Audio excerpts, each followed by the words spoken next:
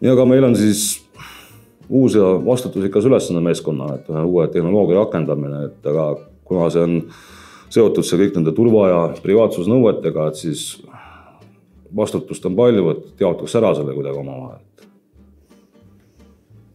Andmekaitse. No kuidas? Me ei ole selle ala spetsialistid ja kui seal midagi valesti läheb, kõik need konfidentsiaalsuslepingud ja nõuded. No aga Mati, kuule, sa ju lõpetasid alles selle andmekaitseprogrammide kursuse.